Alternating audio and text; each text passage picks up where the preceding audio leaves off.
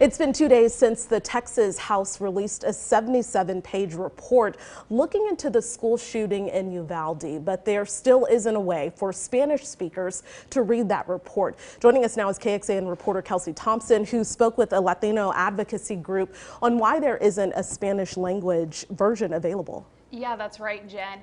And the Latino nonprofit Avance called this delay inexcusable and said that especially since the city has such a large Spanish-speaking community, but they also added it speaks to a larger inequity issue impacting Uvalde residents as they're trying to heal. Take a listen. Can you talk a little bit about why it's important for a community such as Uvalde, where there's such a prevalent Spanish-speaking population, to have access to these resources in their native language, not only from an accessibility standpoint, but also as part of that grieving process for these family members?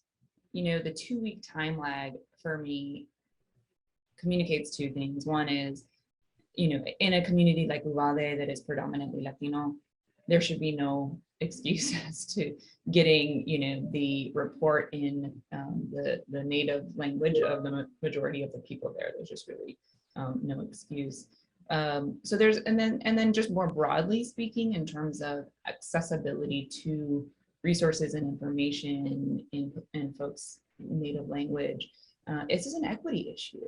If you have resources in a community and those resources are not available in the community's native language, then it's almost like you don't have them. I think it's important as part of this conversation because unfortunately when tragedies like these happen, that kind of eclipses that becomes part of the identity of the community. And you know what the community was prior to that shooting kind of ends up in the background.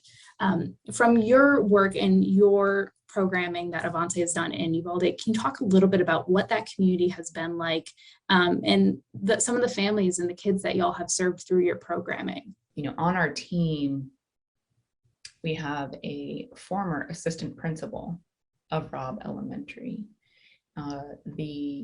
All of our staff have been impacted, but many have through the process lost cousins and nieces and different family members. And I think what it speaks to is Uvalde is such a tight-knit, close community. Everybody is familia, regardless of whether you're actually related or not, right?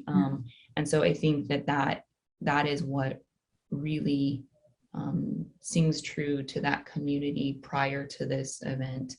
6 of the children that we lost in the massacre were Avance children. They had come through our Head Start programming, and so you know it definitely hits very close to home for many of our staff who've worked with those babies and held those babies in the past. And even some of our staff who've shared that they have 10-year-olds and that their 10-year-old was supposed to be at that school and instead went to a different school in the nearby community. So you know it is definitely something that, yes, it was a crisis and a tragedy that everybody, you know, nationwide has had a spotlight on, but the reality is that this community will never be the same.